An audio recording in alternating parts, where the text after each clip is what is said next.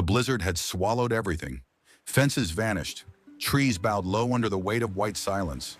The sky pressed close, gray and heavy, like it didn't want to let go. Clara Whitmore had just finished nailing, shut the last of the shutters when she heard it. A sound that didn't belong.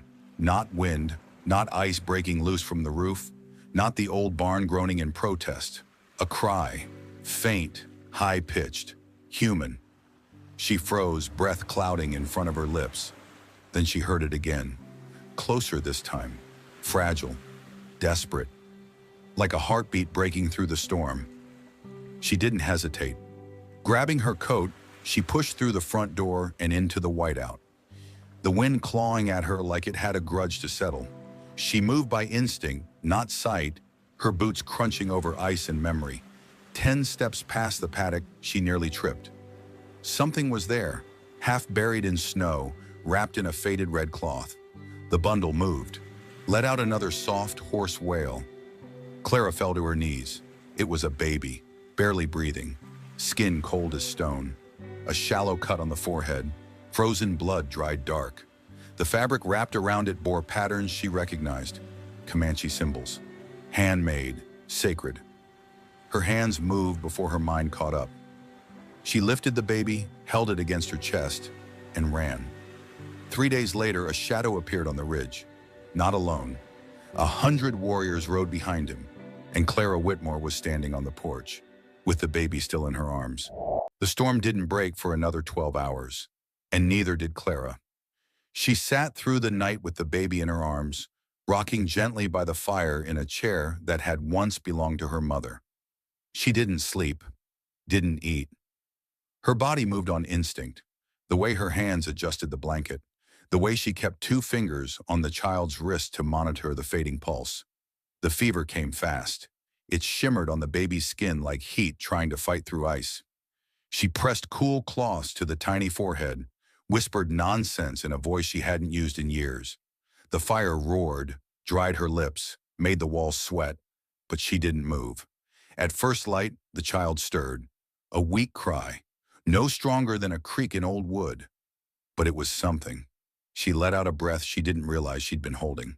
Her arms ached, her back screamed, but she kept rocking. And then the knocking began, not at the door, in her head. "What have you done?" By midday, the snow had softened to a dull, slushy quiet. The world outside looked like it had survived a war. Fences buried, trees broken, the windmill at the edge of the field leaning drunkenly westward.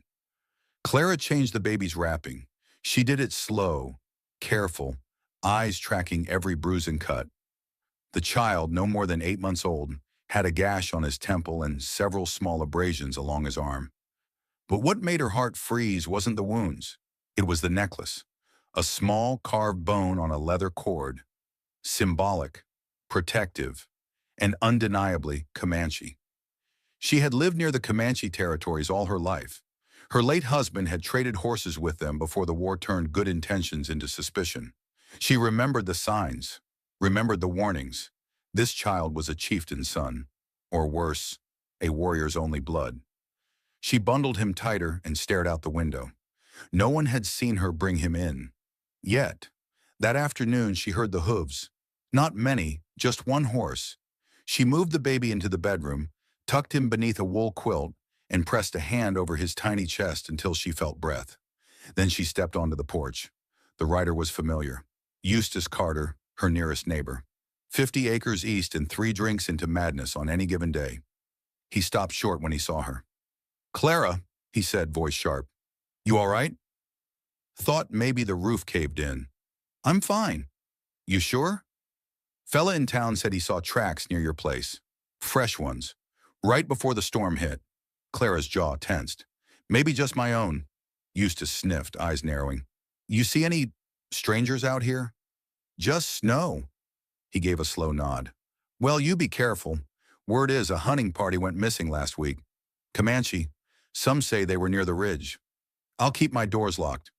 "You do that." He didn't ride off immediately, just sat there a moment longer, squinting past her toward the cabin windows. She didn't blink, didn't breathe.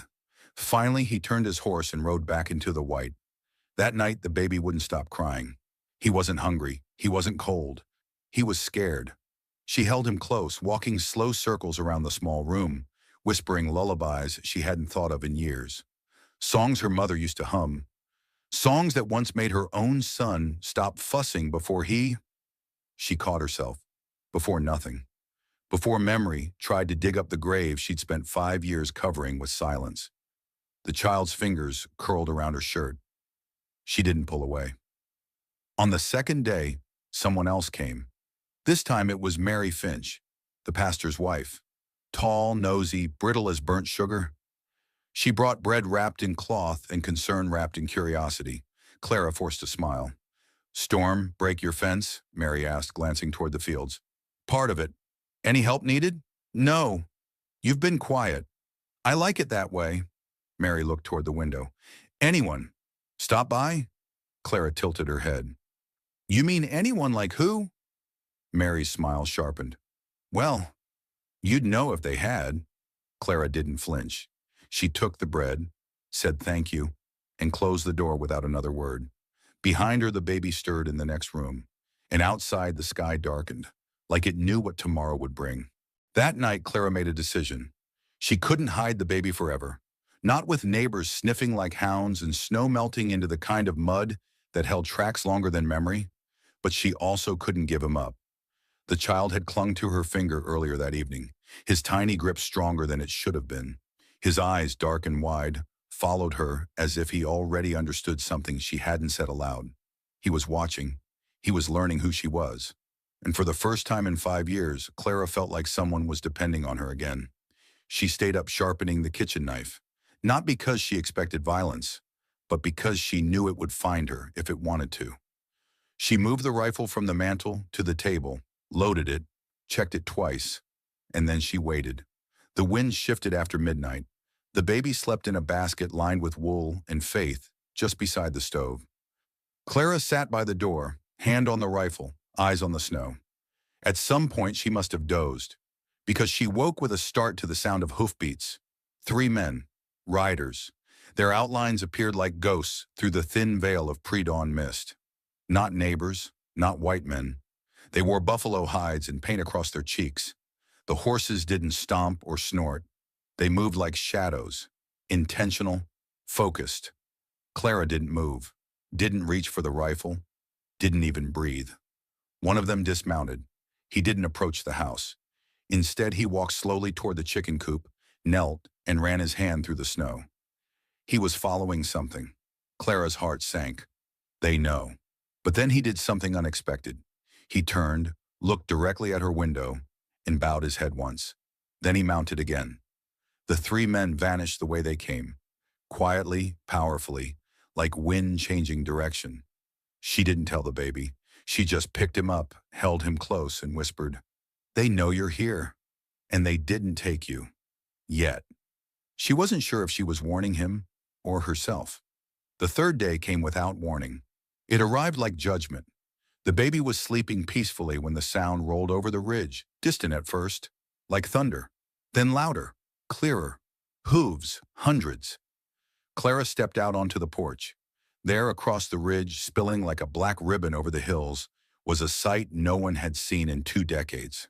Comanche warriors, 100, maybe more, silent, armed, mounted with perfect posture and intent.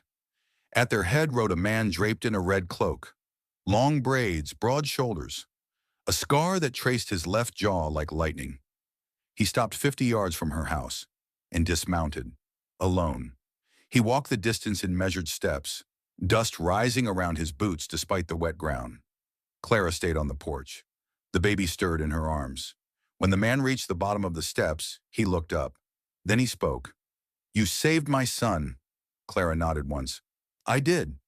He was left behind, not by mistake, by mercy. His mother died. The party was ambushed.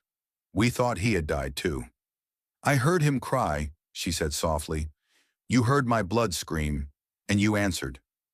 There was silence. Then he asked, "Will you give him back to me?" She didn't answer at first. Then, "Will you take him from me if I say no?" He blinked once. "No." I wasn't trying to keep him, she said, voice low, but I wasn't ready to lose him either. You did not lose him. You brought him back. Clara looked down at the child.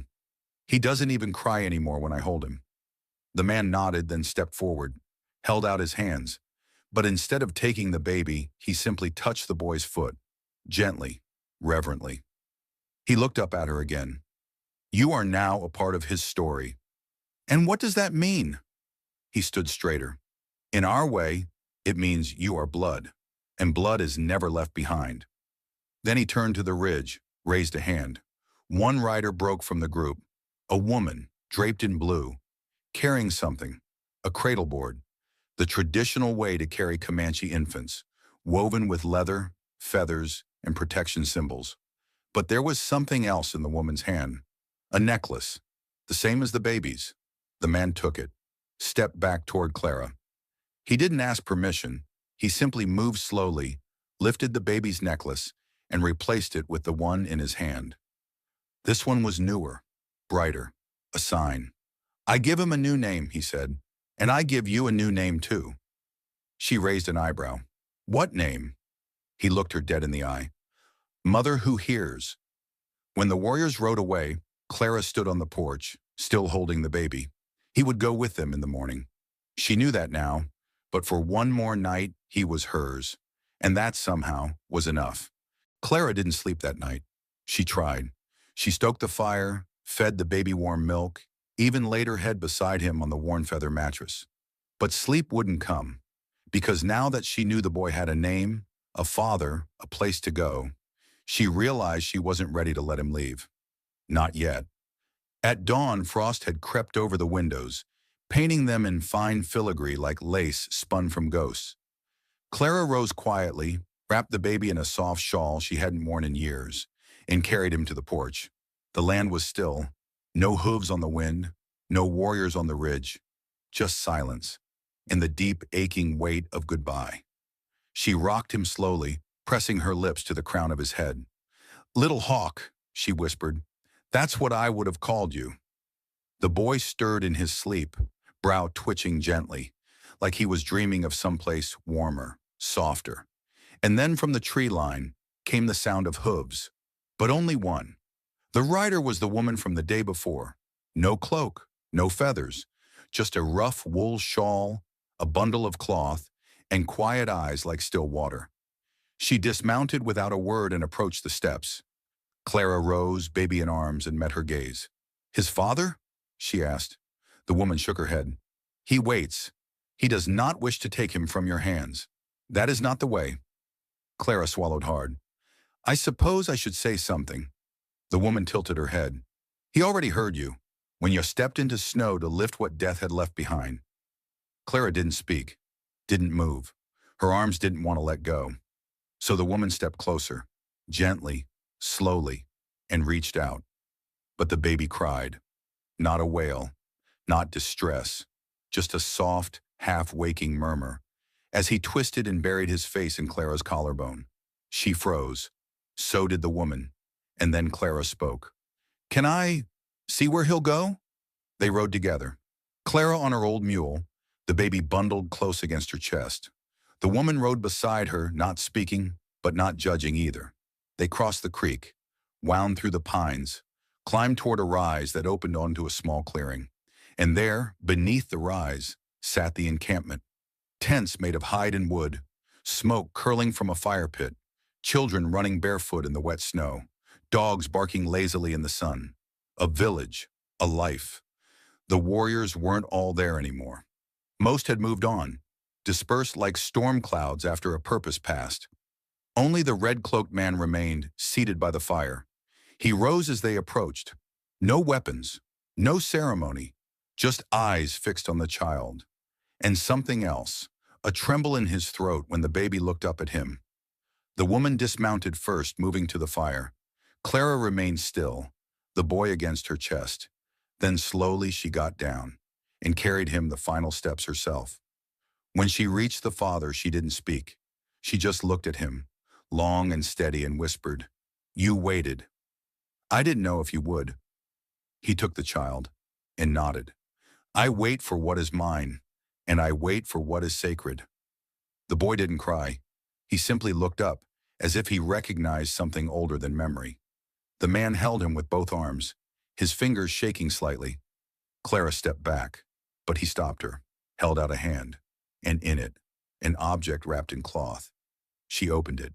Inside was a carved medallion of bone and turquoise, a pendant worn by clan protectors, a symbol of guardianship. "He will know your name," the man said. "I already do," came a voice behind them. It was the woman. She stepped forward, placing a hand on Clara's shoulder. "In our tongue, we do not call you the white woman who saved him. We call you Natuanea, she who walks between worlds." Clara lowered her head. She didn't cry, not then, but she held the pendant tight in her palm, felt the shape of something she didn't yet understand, and whispered, "Then tell him, I didn't just save his life." She looked up. "He saved mine." That evening, Clara rode back alone. No baby in her arms, no sound but the wind in the trees, but the fire in her house never felt warmer, and the silence never felt less lonely. She placed the pendant above the mantel, where sunlight touched it each morning, and every Sunday she baked a loaf of sweet cornbread. She made two, one for herself, and one left on a flat stone by the creek. It had been nearly 2 weeks since the baby was carried away in his father's arms, since Clara stood in the clearing and watched the fire catch his cheeks like gold, since her house became silent again, but not empty. The baby's crib still stood by the stove. She hadn't moved it, didn't dust it either. She let it stay with the smell of ash and wool and milk, a quiet altar to something real, something warm, something lost and not lost. Each morning she walked to the creek, left her cornbread on the flat stone, didn't look back, didn't wait to see if it disappeared, but it always did. On the 15th day, the hooves returned. She knew the sound now, not thunder, not attack, just presence, purpose. She was sewing near the window when she heard them, slow, even hoofbeats, approaching not from the ridge, but from the woods near the back of her land. 3 riders, no weapons drawn, just silence. And then one rider dismounted, a woman, the same woman. Clara opened the door before the knock.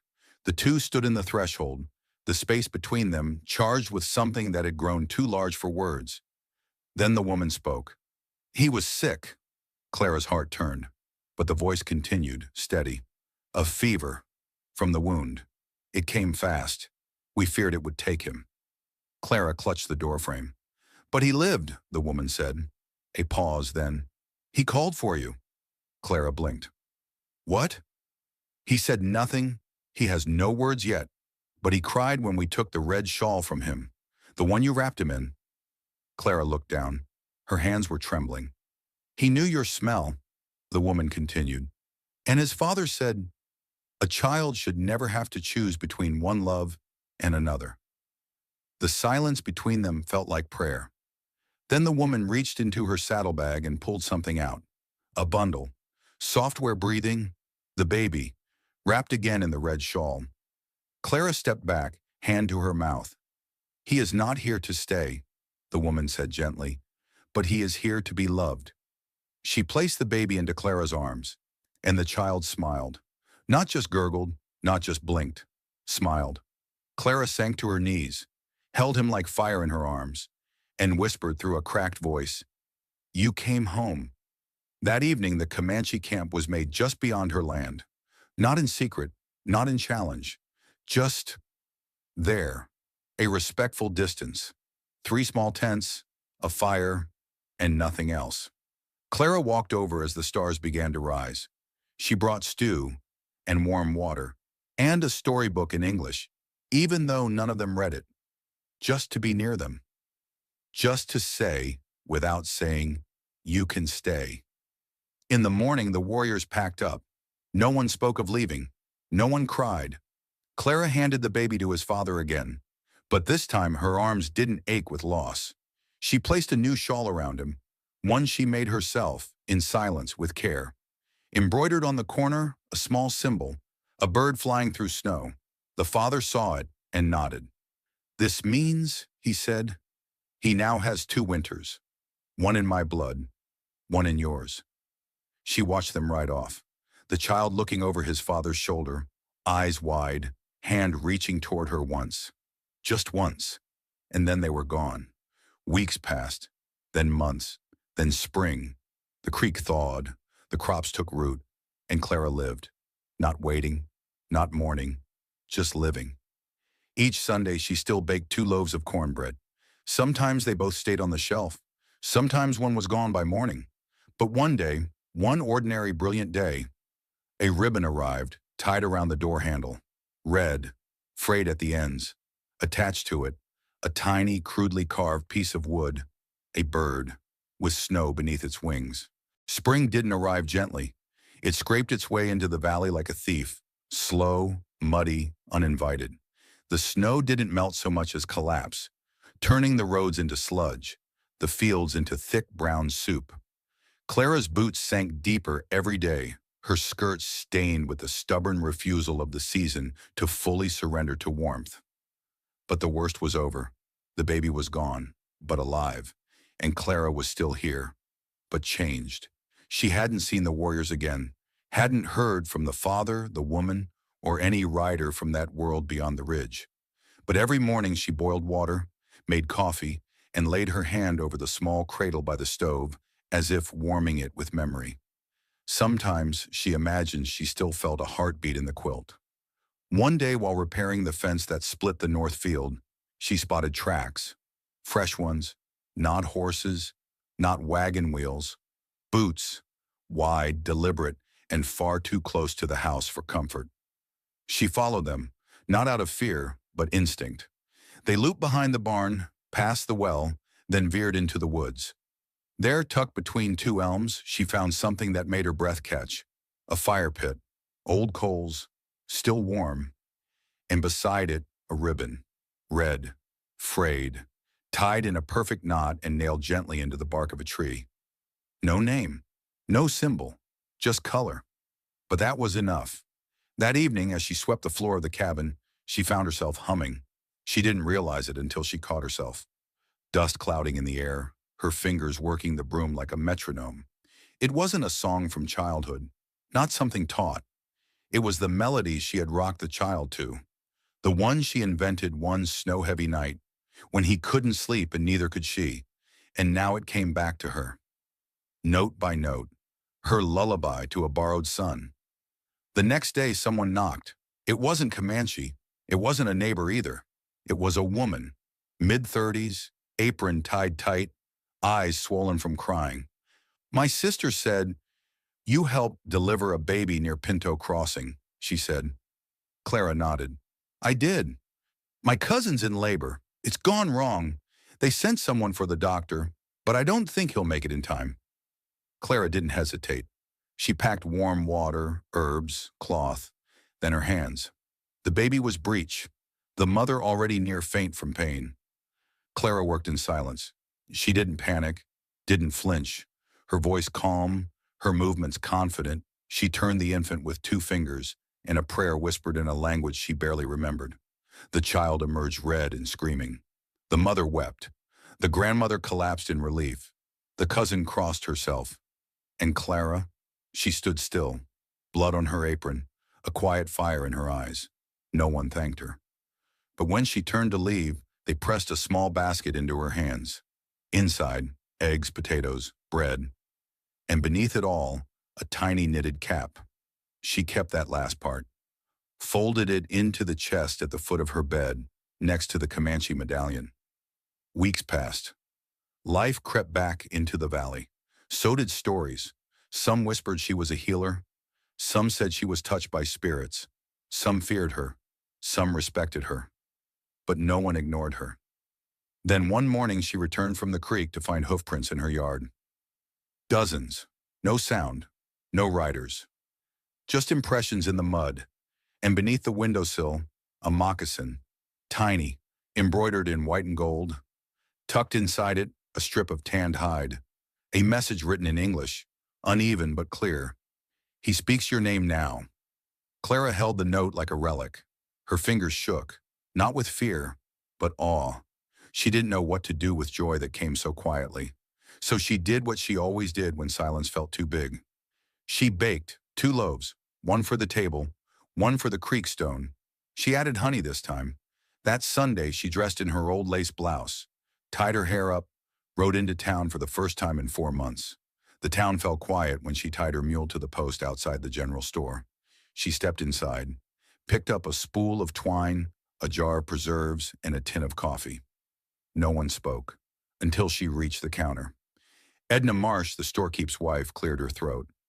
"You still seeing Indians?" Clara placed the tin on the counter. "I don't see races," she said. "I see people."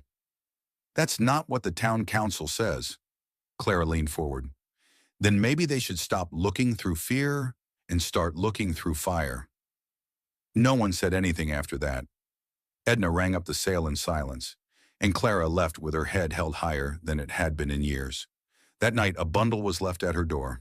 Inside, a single drawing, charcoal on animal hide, a child, chubby-faced, smiling, held between 2 women, one with braids, one with a familiar red shawl. Summer came early. The rains held off. The crops rose fast. The valley dried into golden stretches of wheat and dust, and the sky went quiet the way it does when something important is about to happen. Clara felt it, in her bones, in the way the wind pressed against the house at night, not howling, not begging, just asking. The next message didn't come by rider or carving or gift. It came in a story, told over tea by an old widow named Harriet Flynn, who wandered the hills near the southern ridge. "I saw a line of them," she whispered, eyes wide. "Comanche, at least 30, painted, moving through the tall grass like ghosts." "When?" Clara asked. "3 nights ago." "Where?" "Toward Widow's Hollow." Clara felt her stomach drop. That hollow, tucked between the split peaks of the limestone cliffs, was sacred ground to the Comanche. She had never been there, but the baby had come from that direction in the storm, and something in her heart told her, "Go back." She left at sunrise, didn't tell anyone, didn't leave a note. She packed water, a knife, a small mirror, and a scrap of red cloth. No food. She didn't expect to eat. She wasn't going as a guest. She was going as someone summoned. The trail twisted through burned scrub and brittle trees. The closer she got to the cliffs, the more the wind changed, carrying the smell of sage and sun-warm rock, dry and ancient. By mid-afternoon, she reached the ridge. She tied her mule to a cedar, walked the last half-mile on foot, and then she saw them. Tents, hide-covered, painted with animal shapes, moons, and rivers. Children playing with sticks, a fire in the center, warriors sharpening blades, women plaiting rope, but no one raised a weapon. No one called her out. They just watched, because they knew her, and she knew herself. She stepped into the camp, didn't wait to be invited. She didn't need to, because from the largest tent, a voice called, "Natu Ane." He stepped out slowly, the father, the war chief, his red cloak replaced by a linen tunic, his hair braided with bone beads. In his arms, the boy, not a baby now, a toddler, healthy, round-cheeked, black eyes bright with recognition. When he saw her, he leaned forward and flailed his arms. "Ma!" The camp went silent, not in shame, not in awe, just in recognition, as if a prophecy had fulfilled itself in the voice of a child who hadn't known how to speak until that very moment. Clara froze, then walked forward. The chief handed her the child. No words, no ritual, just trust. She held him. He leaned against her chest, and she cried, for the first time, not in grief, but in completion. That night they danced, not Clara. She sat by the fire, the boy asleep on her lap. But the women moved like wind, like water, like breath, their feet stirring dust in perfect rhythm, their hands drawing stories from air. The fire didn't roar, it pulsed, like a heartbeat. One woman leaned over and placed something beside Clara. A piece of deer hide, painted with 3 symbols, a cradle, a fire, and 2 birds flying beside each other. She looked up. The woman smiled and said, "We do not burn what the wind delivers." Clara didn't understand, not until morning. She woke to find the boy gone. Her heart kicked against her ribs, but only once. Then she heard his laughter and followed the sound to a place just beyond the camp. He was with the chief and a small group of young warriors. They were showing him how to ride, not a real horse, a stick. But the boy shrieked with joy each time they galloped in circles, his arms wide like wings. The chief looked at Clara and said, "We are not here for war." She nodded. "I know," he continued. "Some wanted it.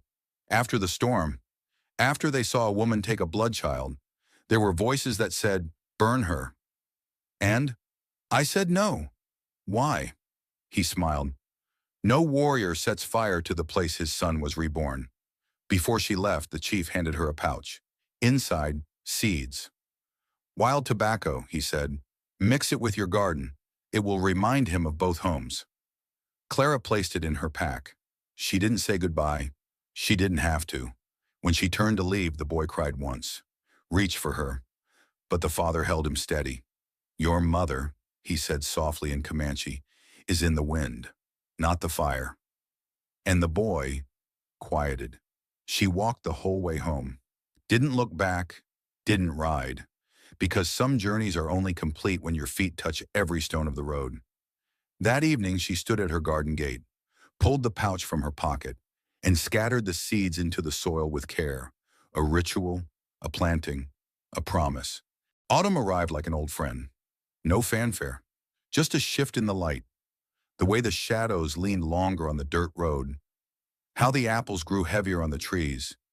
How the crows grew louder in the early mornings. Clara moved slower now, not because she was tired, but because she had learned that nothing worth holding ever rushed toward you. And still, the boy didn't return. Not physically, not with footsteps or pony hooves or the whisper of feathers on the wind, but he was everywhere. His shawl still hung near the stove, the one she'd sewn with crooked stitches, red as desert stone. His drawing, charcoal on hide, was pinned above the mantel. She'd carved his name into the windowsill, just small enough not to be noticed, but deep enough never to be erased. Some days she'd wake and swear she heard him crying. Other days she dreamed of him laughing. But mostly he lived in the in-between. A giggle on the breeze, a feather on the step, a single moccasin left near the well. The valley quieted, the town forgot. They called her Miss Whitmore again. They stopped asking about the Comanche, stopped whispering in stores. She wasn't news anymore. She was just there. But she didn't mind, because the ones who mattered still remembered. Then one November morning she found a letter, pressed between the doorframe and the post, held there by a carved stone. The handwriting was rough, not Comanche, not local, just learning. Inside were 5 words. "I miss you, Mom." Clara held the letter for a long time, then placed it inside the pocket of her dress. Didn't cry, didn't smile, just stood there like a woman rooted to 2 lives, stitched at the edge of 2 worlds. Weeks passed, and then one morning while baking, she heard the knock. It wasn't urgent, it wasn't loud, just certain. She opened the door and froze, because there he was, the boy, not in arms this time, not swaddled, standing, barefoot, hair braided, cheeks full, taller than she remembered, holding the hand of the woman in blue, the one who had first brought him back. He said nothing, just walked forward, placed both his tiny hands on Clara's skirt, and looked up. "Ma?" Clara dropped to her knees, held him tight, and whispered, "I hoped you'd come back standing." He laughed. "I came running. I just walked the last part." They stayed 3 nights. The boy slept in his old cradle the first night, then asked to sleep on the floor beside her bed the next. Clara let him. The woman brought herbs, stories, a woven pouch of dried meat and fruit. They shared no firelit ceremony, no grand reunion, just long silences filled with warmth. On the second night, as they shelled peas by candlelight, the boy sat in her lap and asked, "Did I come from your belly?" Clara stilled. The woman looked down. Clara considered lying, then she placed her hand over his heart. "Number, you didn't come from here," she said softly, "but from here." She tapped her chest. The boy nodded, like he already knew. Then that means I have two hearts, he said, and she pulled him closer. Yes, and two homes. When they left, the woman didn't say where they were going. Clara didn't ask. The boy turned once from his pony, grinned wide, and held up a stone, a feather carved into it. He threw it to her gently. She caught it midair. He said, I'll bring you more. Then they rode, not away, just onward. That winter, Clara planted the seeds. The tobacco grew fast. She mixed it with lavender, let it dry, then burned small bundles at dusk. She didn't pray. She didn't speak. She just let the smoke curl through the rafters like a reminder. In spring, she rode south, near the creek, found a new stone tucked in the same place she used to leave cornbread. Carved in it, a bird in flight. This one had her eyes. Clara never married again, never left the valley. But when she died, many years later, she wasn't buried in the churchyard. She was laid to rest in a circle of stones beneath the pine trees near the creek, and on her grave, a single word was carved into the wood. Ma. Now it's your turn. If you were the child Clara found that night, crying in the snow, could you walk away from the arms that kept you warm when the world turned cold? Think about it. If a stranger saved your life, what would you call them?